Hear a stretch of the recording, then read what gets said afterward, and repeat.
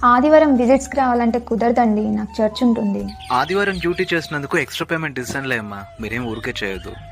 సరేలేండి, extra payment అంటున్నారుగా, వస్తాను. ఎంత ఎక్స్ట్రా పేమెంట్ ఇచ్చినా ఆదివారం చర్చ్ మానేయడం తప్పు. అక్క, నువ్వెప్పుడు నన్ను తప్పుగానే అర్థం చేసుకుంటావు అక్క. ఆ ఎక్స్ట్రా మనీతో నేను చర్చ్కి సపోర్ట్ చేద్దామనే ఎక్స్ట్రా వర్క్ ఒప్పుకున్నాను. దేవుని మహిమ కోసం మనం చేసే ఏ పని దేవుని నుండి మనల్ని దూరం చేయకూడదమ్మా. ఏంటో అక్క, అన్ని పిచ్చిగా చెప్తుంటా, ఒక్క ముక్క అర్థం కాదు. అర్థం కాలేదా? ఒక మంచి కాఫీ పెట్టివనా? ఇవ్వక్క. ఇదిగో నీ కాఫీ. థ్యాంక్ యూ అక్క. ఏంటక్క కాఫీ ఇంత ఉప్పగా ఉంది? అసలు నీకు కాఫీ పెట్టడం తెలుసా అక్క? ఎవరైనా ఉప్పేస్తారా కాఫీలో? కాఫీ పెట్టే క్రమం నాకు తెలుసు, అయితే కాఫీలో షుగర్ కి బదులుగా ఉప్పేస్తే నువ్వు తాగలేకపోయావు. అలాగే దేవుని మహిమపరచడానికి కూడా ఒక క్రమం ఉంది. విశ్రాంతి దినాన్ని పరిశుద్ధంగా ఆచరించాలనే ఆజ్ఞను విడిచిపెట్టి నువ్వు సంపాదించే సంపాదన దేవునికి అర్పించే అర్పణ ఈ కాఫీ లాగే అసహ్యంగా ఉంటాయి.